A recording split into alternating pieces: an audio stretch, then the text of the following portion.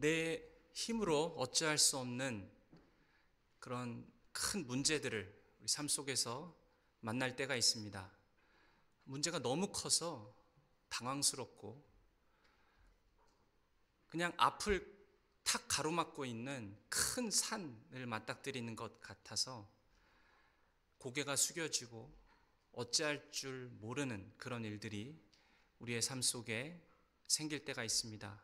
원하지 않지만 찾아오고 바라지 않지만 우리 앞에 큰 산과 같은 일들이 생길 때가 있습니다. 여러분은 언제 큰 산이 가로막고 있는 것 같으십니까? 그 문제가 너무 커서 도저히 해결할 수 있을 것 같지 않고 내 힘으로는 감당이 안 되는 그런 문제, 큰 산과 같은 그 문제 무엇입니까? 오늘 본문에 보면은 커다란 산과 같은 문제를 해결해야 하는 그런 사람들의 이야기가 나옵니다. 문제는 현실의 문제입니다.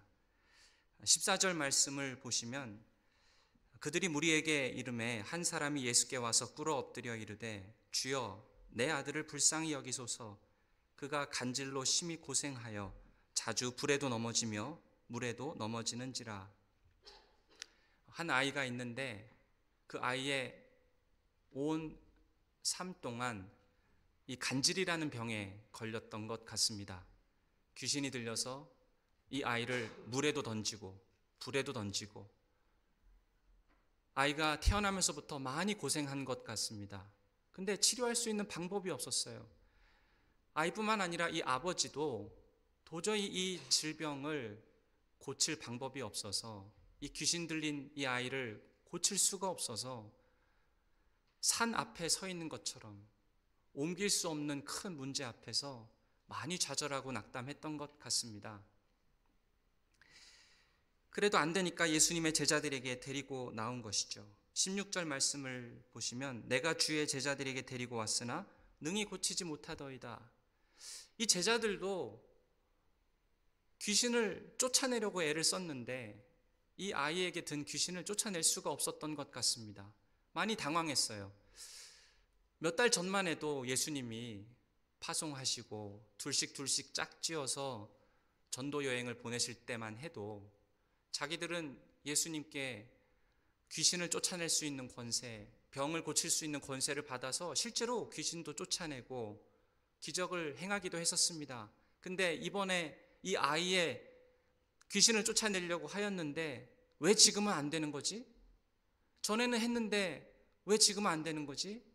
갑자기 당황스럽고 큰 움직일 수 없는 그런 산과 같은 문제 앞에 제자들이 어쩔 줄 몰라 하고 있는 것이죠. 무력했고 실망스러운 경험을 하고 있습니다. 제자들이 할 수 있는 것은 아무것도 없었습니다. 우리 삶 속에서도 이런 문제들이 생길 때가 있습니다. 여러분에게 큰 산과 같은 문제는 무엇입니까? 어떤 분들에게는 자녀의 신앙이 큰 산처럼 느껴질 것입니다. 우리의 자녀들이 살고 있는 이 땅을 보면 너무 하나님과는 거리가 멀고 세속적이어서 그 세속적인 영향에 우리의 자녀들은 끝없이 물들고 영향을 받고 있습니다. 그저 하나님이라는 분을 믿는다는 것 자체가 다른 사람들에게 알려지면 학교에서 약간 정신이 이상한 사람처럼 그렇게 보는 것이 지금 우리의 아이들이 살아가고 있는 현실입니다. 사람들은 과학을 신봉합니다. 그래서 신이나 종교나 이런 것들에 대해서 얘기를 하면은 완전히 무시를 합니다. 요즘 세대들에게 성경이 무엇이냐고 물으면 그냥 고운 문서 아니면 옛날부터 내려오는 좋은 책 정도로 이야기를 합니다. 하나님의 영감 있는 말씀으로 인정하지 않습니다. 그냥 역사서나 과학서처럼 우리가 언제든지 비교하고 비판하고 쪼개서 연구하는 그런 책 정도로 성경을 생각합니다. 예수님이 누구냐라고 하면 그냥 예수님은 옛날에 살았던 사람 정도로 생각합니다. 그 예수님을 보고 하나님의 아들이고 예수님은 신이다 이래버리면 그 세상에 살고 있는 분위기 속에서는 약간 정신이 왜 이런 걸 믿지라는 시선으로 그렇게 쳐다보고 있는 것이 정말 우리가 살아가고 있는 이 토론토의 한 복판입니다. 자녀들이 신앙은 있는 것 같은데 시대의 풍조가 너무 세속적이고 악해서 저들의 믿음은 생명력을 잃어가고 있는 것 같습니다. 어떤 자녀들은 아예 신앙과는 상관없이 삽니다. 그렇게 자라서 결혼도 하고 아이를 낳고 키우는 그 가정을 이루었지만 여전히 신앙과는 상관없이 살아가는 그런 우리 자녀들을 대할 때에 정말 산과 같은 그런 움직이지 않는 문제 앞에 부모로서 서 있는 답답한 심정을 우리는 금할 수가 없습니다. 자녀들에게 참된 신앙의 유산을 물려주는 그 일을 생각해 볼 때 큰 산을 움직이는 것처럼 그렇게 도전으로 다가오는 것이죠. 우리가 바라보고 우리가 소원하는 것은 우리의 자녀들이 이 악이 관영하는 세상 속에서 순결을 선택할 수 있는 자로 자라기를 바라고, 이 자녀들이 하나님께서 나를 어떠한 삶 가운데로 나에게 주시는 소명이 무엇인지 구하기를 바라고, 그리고 그런 귀한 천국의 생명을 가진 자로 이 땅 가운데서 살아가는 그것을 우리는 소망하고 있습니다. 그러나 눈에 보이는 자녀들의 현실을 생각할 때에 마치 큰 산 앞에서 어쩔 줄 몰라 하는, 그러나 자녀들의 영혼을 위해서 기도할 때는 한없이 마음이 무너지는 그러한 경험들을 우리는 할 때에 우리는 마치 산 앞에 서 있는 것 같습니다. 자녀들만의 문제가 아닙니다. 여러분이 날마다 만나고 있는 이웃들을 보십시오. 예수님을 모르고 하나님의 은혜가 전혀 무엇인지도 모르는 채 그렇게 살아가는 사람들이 우리 주변에는 수두룩합니다. 불신의 마음을 갖고 있는 사람들을 바라볼 때 내가 할 수 있는 일이 무엇인가 질문을 하다가 금방 다른 생각을 하게 되는 것이 우리가 날마다 맞닥뜨리는 현실입니다. 그분들의 입술을 통해서 들어보면 하나님은 없다라고 말합니다. 하나님 같은 것은 존재하지 않고 죽으면 다 끝이라고 말합니다. 그러나 그런 사람들도 갑자기 자기 가족이 어려운 일을 당한다거나 생각지도 못한 그런 불행한 일을 겪게 되면 하나님을 욕하기 시작합니다. 평소에 하나님이 없다라고 하는 사람들도 어려운 일을 만나고 가족이 힘든 일을 겪으면 하나님이 어떻게 이럴 수가 있어? 하나님이 살아계시다고 한다면 왜 이런 일이 나한테 생겨? 라고 세상이 내 마음대로 가지 않은 것 같을 때에 하나님을 욕하고 하나님을 저주하는 것이 우리 주변에서 종종 볼 수 있는 이웃들의 모습입니다.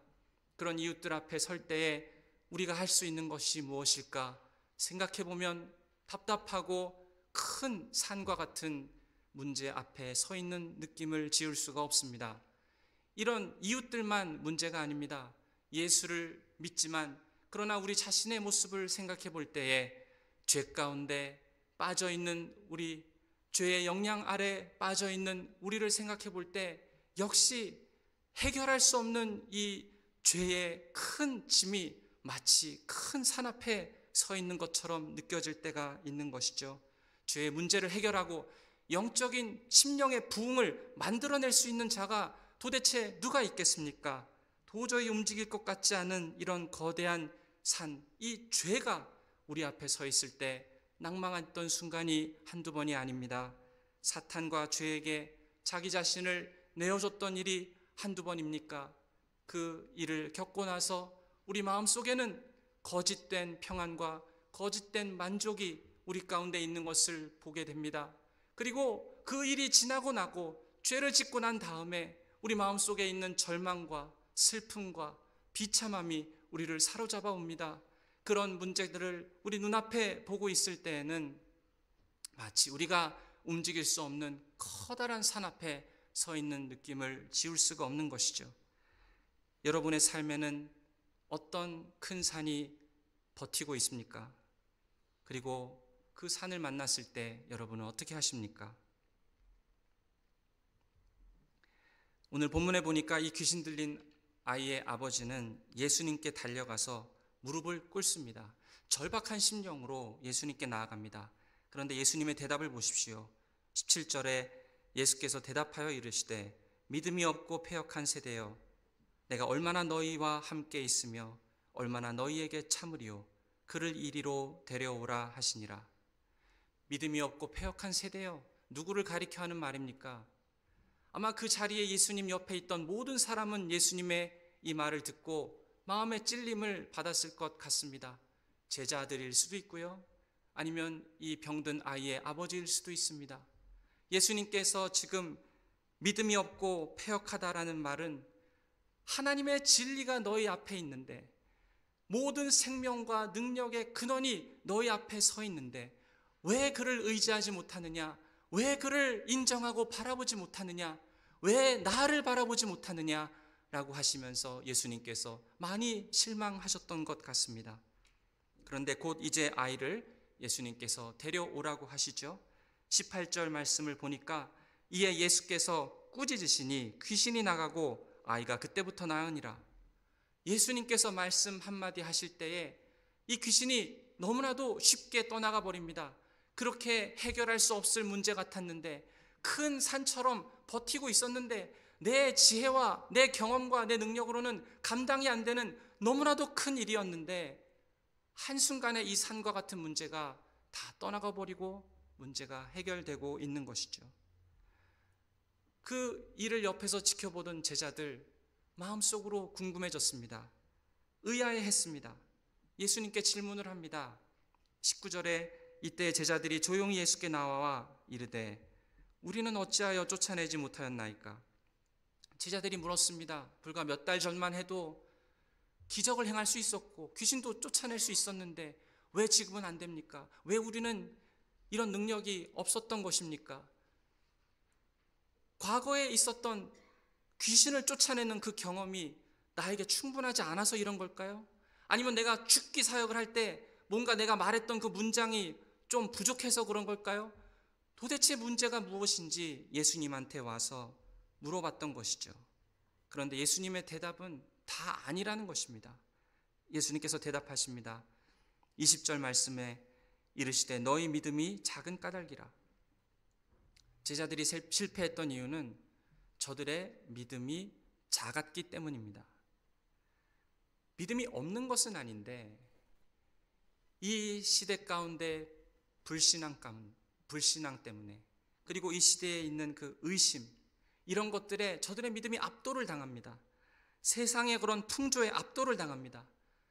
믿음은 있는 것 같은데 눈에 보이는 그 상황에 압도를 당하니까 믿음이 제대로 마음속에서 자리를 못 잡고 있는 것이죠.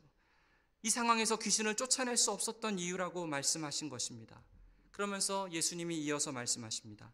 진실로 너희에게 이르노니 만일 너희에게 믿음이 겨자씨 한 알만큼만 있어도 이 산을 명하여 여기서 저기로 옮겨지라 하면 옮겨질 것이요 또 너희가 못할 것이 없으리라. 믿음이 겨자씨만큼만 있어도 이 산을 명하여 여기서 저기로 옮길 수 있었을 텐데, 그 믿음이 겨자씨만큼만 있어도 할 수 있었을 것이다. 그 믿음이 그만큼만 있어도 못할 일이 없었을 것이다 라고 예수님은 말씀하십니다. 이 믿음은 우리가 하나님께로부터 받을 수 있는 모든 신령한 것, 하나님께로부터 오는 모든 좋은 것들, 복, 그리고 하나님의 좋은 것들을 받을 수 있는 그 통로가 바로 믿음인 것입니다. 근데 문제는 이 믿음이 없었다라는 것입니다. 예수님은 제자들에게 가르치는 것이죠. 그 믿음이 없이는 사람의 영혼을 살리고 사람을 섬기는 그 일을 할 수 없다. 그 믿음이 없이는 산을 옮길 수가 없다. 그러나 그 믿음이 있으면 못할 일이 없고 산을 옮길 수 있다라고 예수님은 제자들에게 가르치셨던 것입니다. 그럼 도대체 그 믿음이 뭐길래, 그 겨자씨 한 알인 그 믿음이 도대체 무엇이길래, 도대체 무엇이 산을 옮길 수 있는 믿음입니까? 오늘 우리는 이 본문을 통해서 산을 옮기는 믿음이 무엇인지 세 가지로 살펴볼 수 있습니다. 첫째, 산을 옮기는 믿음은 자기 능력을 의지하지 않는 믿음입니다. 자기의 경험을 의지하지 않는 믿음입니다. 자기의 경건을 의지하지 않는 믿음입니다. 그리고 겸손하게 나의 무능력을 인정하는 믿음입니다. 이 아버지는 자기가 할 수 없음을 알았습니다. 그래서 자기의 무능을 인정했기 때문에 예수님께 나아올 수 있었던 것이죠. 이 무능을 인정하는 것, 산을 옮기는 믿음의 첫 번째가 바로 이것입니다. 산을 옮기는 믿음은 무엇입니까? 나의 할 수 없음, 나의 무능을 인정하는 것입니다. 이 문제를 해결하기 위해서 내가 할 수 있는 것이 아무것도 없다는 것을 겸손하게 인정하는 믿음, 그것이 산을 옮기는 믿음의 첫 번째입니다. 자녀들의 신앙의 문제를 해결하는 것, 이웃이 불신 가운데 있을 때 저들이 주께 돌아오게 하는 것, 그리고 우리 안에 있는 이 죄의 문제를 해결하고 극복하고 심령의 부흥을 경험하는 것, 이런 것들을 위해서 우리가 헛되게 의지하는 것들 다 내려놓아야 합니다. 제자들은 이것을 실패했습니다. 과거에는 귀신을 쫓아본 경험이 있으니까 그 경험을 의지한 것입니다. 자기 기술을 의지한 것입니다.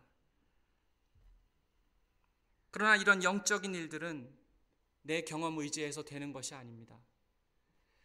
물론 제자들이 노력하고 귀신을 쫓으려고 했던 것이 다 쓸데없는 일은 아니었습니다.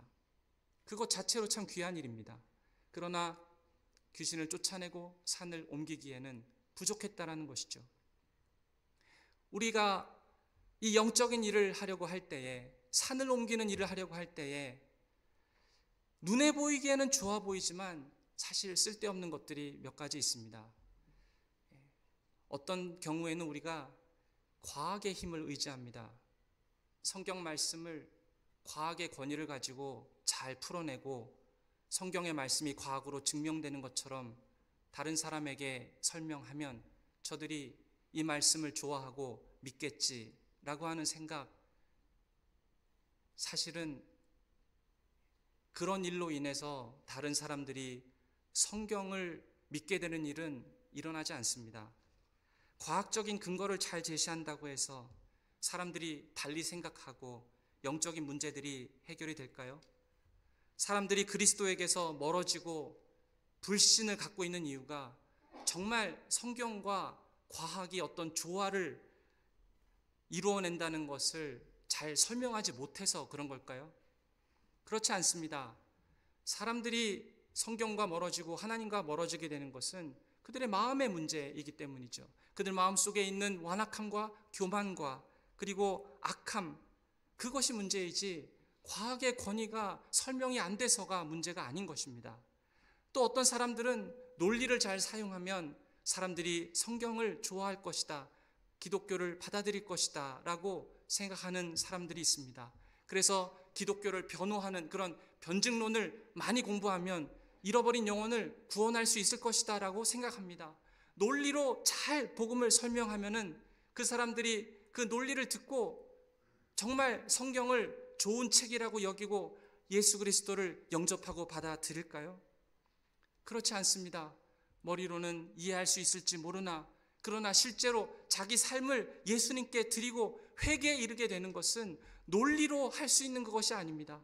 정말 하나님께서 성령으로 그 사람의 마음 가운데 역사하시는 것 외에는 사람이 논리로 설득이 되는 것이 아닙니다.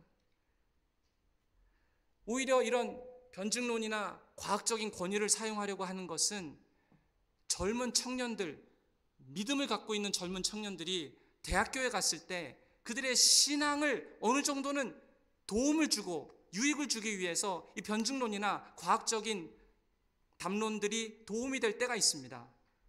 그러나 죽은 영혼을 살리고 완악한 마음을 변화시키고 신앙이 없는 자들에게 믿음을 불러일으키는 그 일은 사람이 할 수 있는 일이 아닙니다. 우리가 할 수 없음을 인정해야 됩니다. 그것이 산을 옮기는 첫 번째 믿음입니다. 우리가 할 수 없음을 인정해야 돼요. 나에게 능력이 없다는 믿음입니다. 그것이 산을 옮기는 믿음의 첫 번째입니다. 지금 이 귀신을 쫓아내기 위해서 내가 할 수 있는 것이 없다. 내 자신의 무능력, 내 자신의 무능함을 깨달아야 합니다. 내 능력으로는 해결할 수 없다는 이 모든 문제의 심각성을 우리가 인정해야 합니다. 우리가 이런 믿음을 다 가져보지 않았습니까? 우리가 예수 그리스도를 믿고 우리가 개인적으로 구원을 받았을 때 우리가 이 믿음을 경험하지 않았습니까? 우리가 할 수 없음을 인정하지 않았습니까?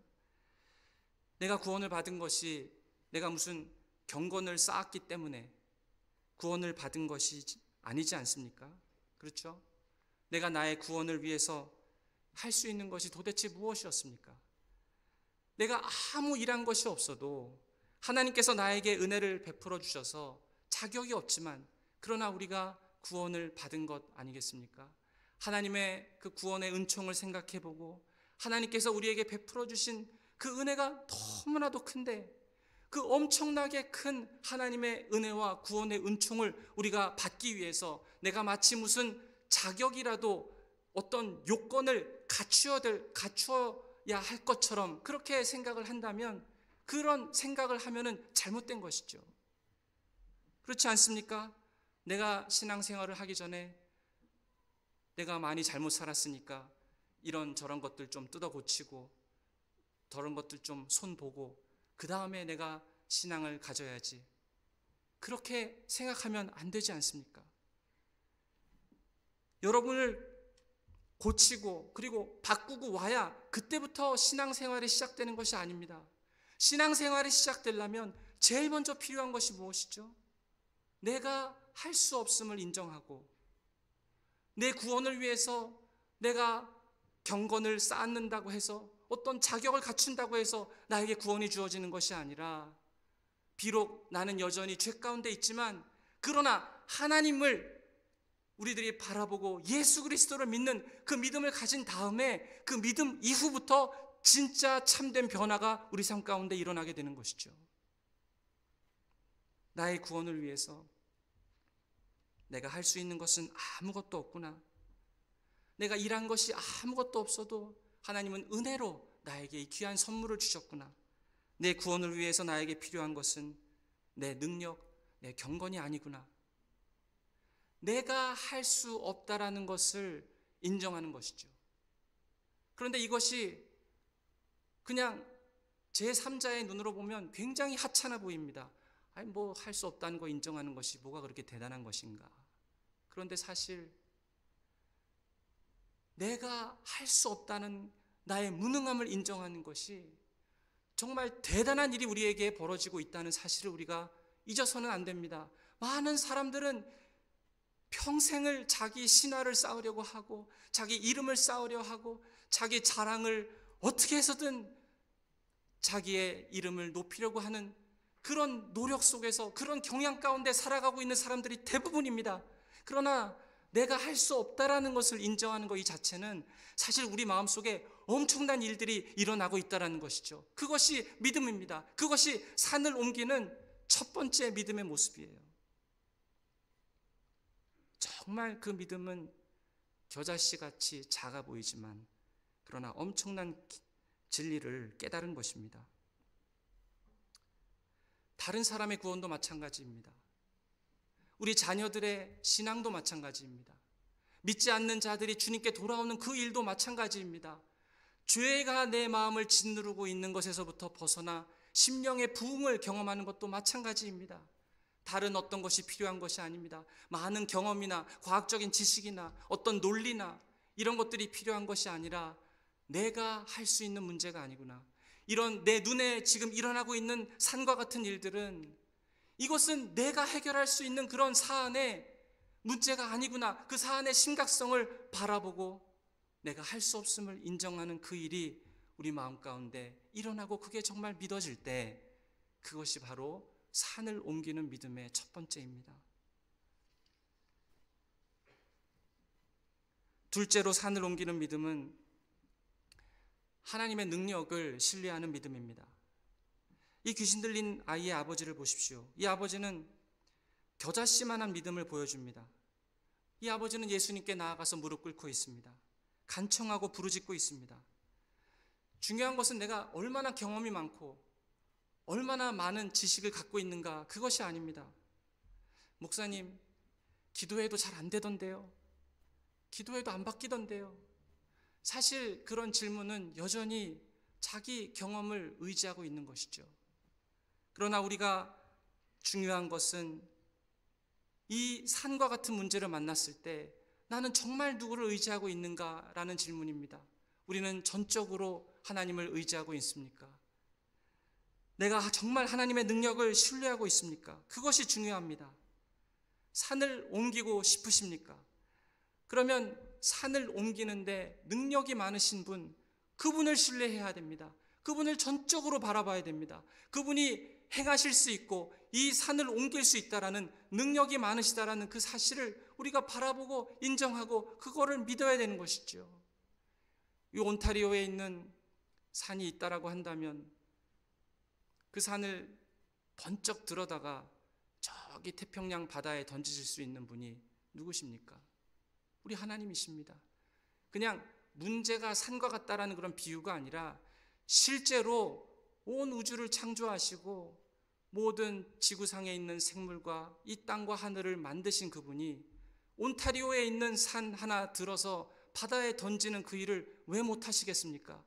우리가 바라보고 구하고 찾고 믿는 그 믿음의 대상이 바로 이 놀라우시고 능력이 한이 없으신 하나님이라는 사실을 우리가 바라보고 믿을 때 주님은 그 일을 하실 수 있다는 것입니다. 하나님 내 힘으로는 할 수 없습니다. 하나님께서 도와주셔야 합니다. 하나님께서 역사하셔야 됩니다. 이런 귀신을 쫓아내기 위해서는, 이런 종류의 산을 움직이기 위해서는 다른 어떤 방법이 없습니다. 다른 어떤 능력이 없습니다. 오직 하나님의 능력뿐입니다. 그것만이 해답입니다. 그런 간구로, 그런 믿음으로 하나님께 나아가는 것, 그것이 바로 산을 옮기는 믿음입니다. 우리의 무능력과 우리의 할 수 없음을 깨달을 뿐만 아니라, 그리고 이 산을 옮기실 수 있는 것은 오직 하나뿐인데 그것이 하나님의 능력입니다. 그 하나님의 능력을 인정하고 믿어야 됩니다. 그 믿음이 산을 옮기는 믿음입니다. 셋째로, 산을 옮기는 믿음은 간절하고 절박한 믿음입니다. 이 아버지의 모습을 보십시오. 아들을 위해서 절박하게 구합니다. 끈덕지게 구합니다. 자기 아들이 간질로 심히 고생하고 자주 불에 넘어지고 물에 던져지는 것을 보면서 아버지는 마음이 무너졌습니다. 그래서 간절하고 절박한 심정으로 나아갑니다. 온 힘을 다해서 하나님을 의지하는 것이죠. 예수님을 의지하는 것입니다. 간단히 말하면 이 믿음은 무릎을 꿇고 주님, 저에게 자비를 베풀어 주십시오 라고 부르짖는 믿음입니다. J.C. 라일은 이렇게 말했습니다. 영적 싸움은 치열한 싸움 없이는 이길 수 없다, 이렇게 말합니다. 그리고 그런 종류의 믿음은, 그런 싸움은 먼저 믿음의 기도로 시작된다라고 했습니다. 기도는 믿음의 표현입니다. 산을 옮기기 위해서는 부르짖어야 합니다. 하나님, 주의 능력이 필요합니다. 그것밖에는 없습니다. 그 주님을 바라볼 뿐만 아니라 그 주님을 향해서 간절함으로, 절박함으로 부르짖어야 됩니다. 그것이 믿음입니다. 절박함이 있어야 돼요. 많은 사람들이 기도할 때 이 절박함과 간절함을 잊어버립니다. 간절함을 잃어버립니다. 처음에 하나님을 만나고 예수 그리스도를 믿고 그 마음속에 뜨거움과 열정이 있었습니다. 간절함이 있었습니다. 그런데 신앙생활을 하면서 반복되는 기도 생활과 반복되는 예배 생활과 반복되는 말씀 읽기와 그것이 처음에는 마음속에 뜨거움을 주다가 어느 순간부터 그것이 습관이 되면서 마음속에 이런 기계적인 것들이 남아서 하나님을 향한 열정과 하나님을 향한 사랑이 식어지기 시작합니다. 그 기도가 살아있지 않고 그냥 꺼져가는 것 같습니다. 뜨거움을 잃어버렸고 절박함을 잃어버렸어요. 그래서 어떤 분들은 이렇게 얘기를 하기도 해요. 내가 구해도 이 문제를 어떻게 해결할 수 있겠어요? 내가 구해도 그냥 하나님께서 내 기도를 들어주시고 잘 해결해 주시면 그럼 감사한 일이고, 하나님께서 아니라고 해도 그냥 하나님의 뜻이니까 어쩔 수 없지 않겠습니까? 기도는 해야겠지만요. 그것은 믿음이 아닙니다. 그것은 믿음이 아닙니다. 그것은 기도가 아닙니다. 믿음에는 절박함이 반드시 포함됩니다. 온 힘을 다해서 하나님께 부르짖음이 있어야 됩니다. 그게 기도죠. 우린 이런 기도를 창세기 32장에서 야곱이 야복강가에서 천사와 씨름하는 장면에서 볼 수 있습니다. 야곱은 사실상 밤새도록 하나님과 씨름한 것입니다. 천사가 아무리 씨름을 해도 자기가 이길 것 같지 않으니까 이 야곱의 허벅지에 있는 그 뼈를 부러뜨려 버립니다. 근데 야곱은 그 허벅지의 관절이 부러졌음에도 불구하고 계속해서 이 천사와 씨름을 하고 있습니다. 밤새도록 그러고 있는 것이죠. 너무 절박하게 달려드니까 나중에 천사가 이렇게 말합니다. 26절을 보면 그가 이르되 날이 새려하니 나로 가게 하라. 이제 싸우지 말자 이거죠. 나로 가게 하라. 야곱이 이르되 당신이 내게 축복하지 아니하면 가게 하지 아니하겠나이다.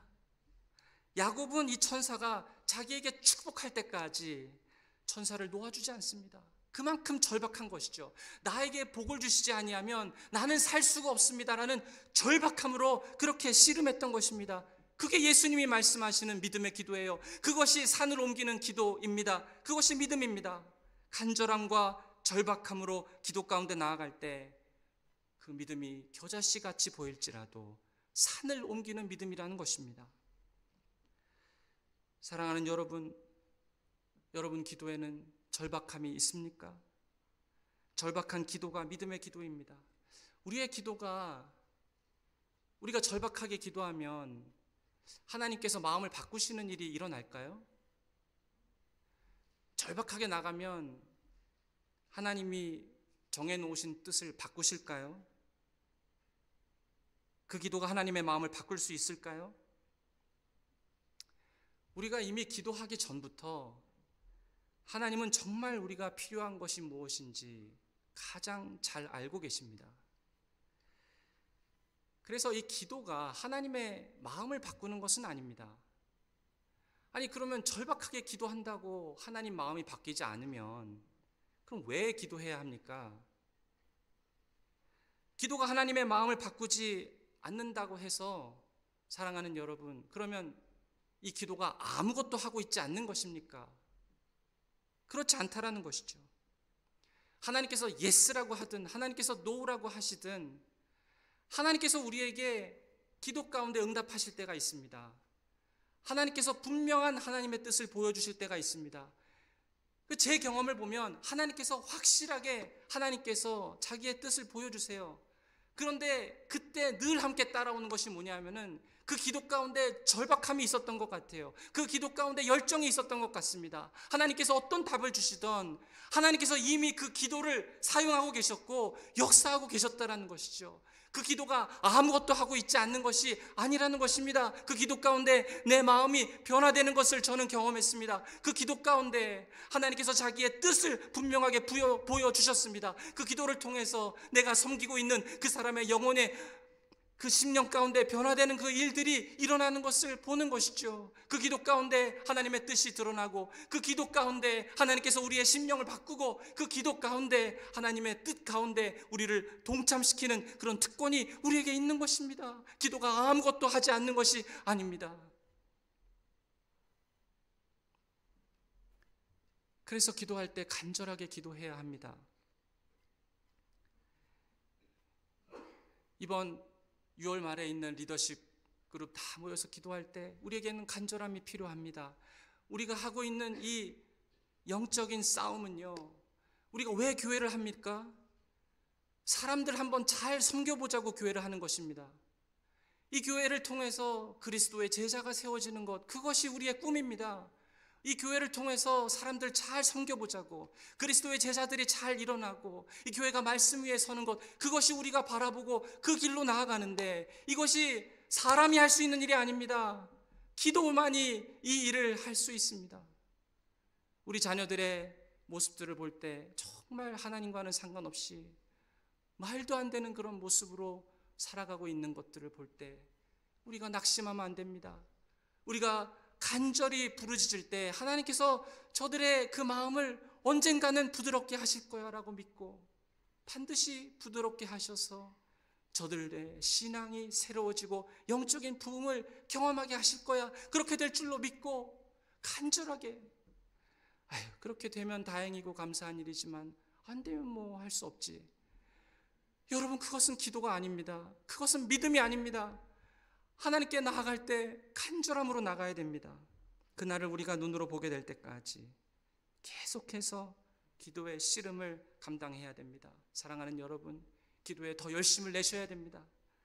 기도가 형식적인 말이 되지 않도록 야곱처럼 절박함을 가지고, 주님께서 나에게 복 주시지 아니하면 나는 살 길이 없습니다, 그런 마음으로 부르짖어야 됩니다. 하나님께서 응답하실 때까지, 내 기도가 하나님께서 듣고 계신다라는 그런 확신이 생길 때까지, 하나님께서 나에게 복을 베풀어 주시고 내 자녀들에게, 아직 불신 가운데 있는 이웃들에게, 그리고 나에게 심령의 부흥이 경험될 때까지 우리는 쉬지 말고 절박함으로 나가야 됩니다. 그 기도가 산을 옮기는 기도입니다. 그렇게 믿음으로 나아갈 때 하나님의 영이 우리 가운데 부어질 것입니다. 하나님의 능력이 우리 가운데 강력하게 부어지면 이런 영적인 도전들, 산과 같은 문제들을 다루어내실 수 있고 그 산을 옮길 수 있습니다. 우리가 믿음으로 서서 우리가 할 수 없음을 인정하고 우리의 무능력을 고백하고, 그러나 하나님의 능력을 바라보고 절박함과 간절함으로 끈덕지게 기도할 때, 그것이 산을 옮기는 믿음인 것입니다.